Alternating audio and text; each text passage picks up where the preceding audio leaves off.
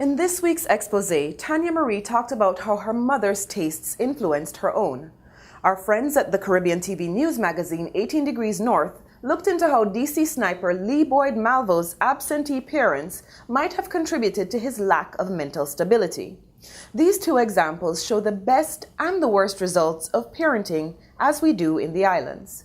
This week, I'd like to look at some of the parenting issues that are common to us all and different ways we might look at addressing them in the Diaspora Perspective.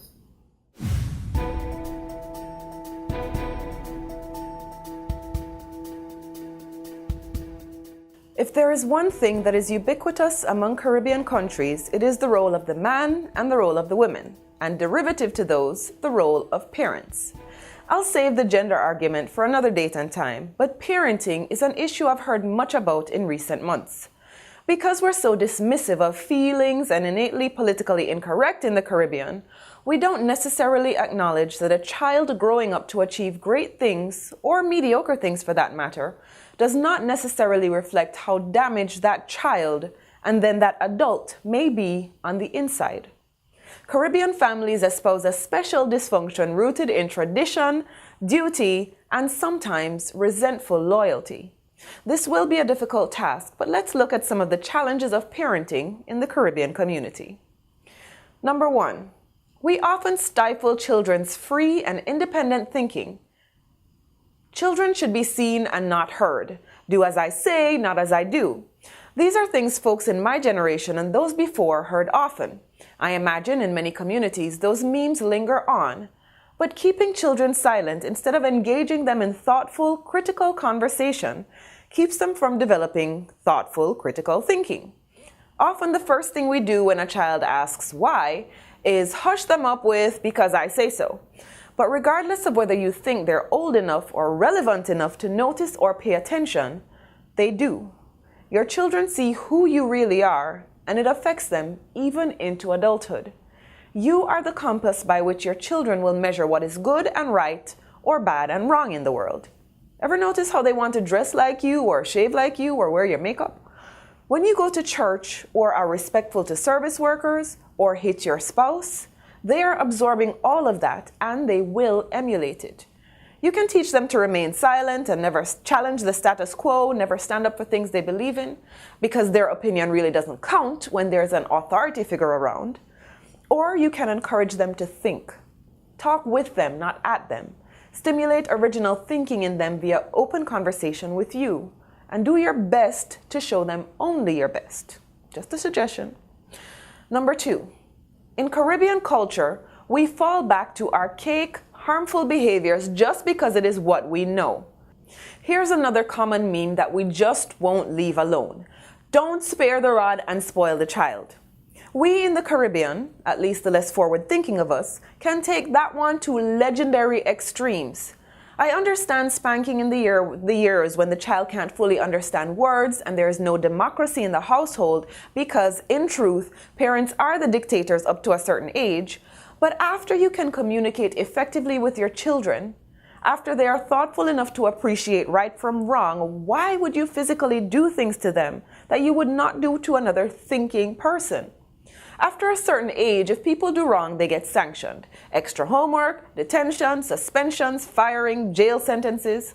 In some corners of Caribbean culture, we don't spank, we beat.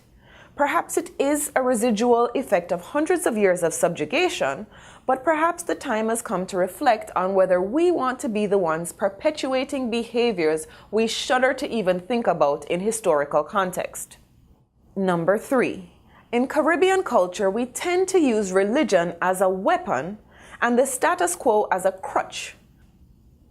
Other challenges of traditional Caribbean parenting include the overzealous enforcement of religious beliefs, practices that have no relation to trying to build a child's relationship with God, only to scaring that child into doing what we would like.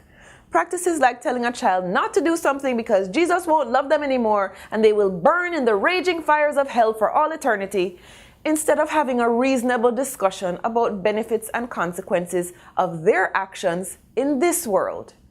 Then there's falling into the doctor-lawyer paradigm as if those are the only two professions that are worth any form of aspiration. Fortunately, animation seems to be a hot career nowadays. But it would be so nice if parents would nurture their children's aptitudes instead of constantly forcing upon them the thing they should have to fall back on. These examples are by no means exhaustive, but finally to this discussion, number 4. We in the Caribbean don't understand the gamut of responsibilities that should come along with being a parent. In our broad culture, there's this belief that parenting means simply bringing a child into the world. Sadly, many of our men especially do not appreciate the importance of quality time with their families.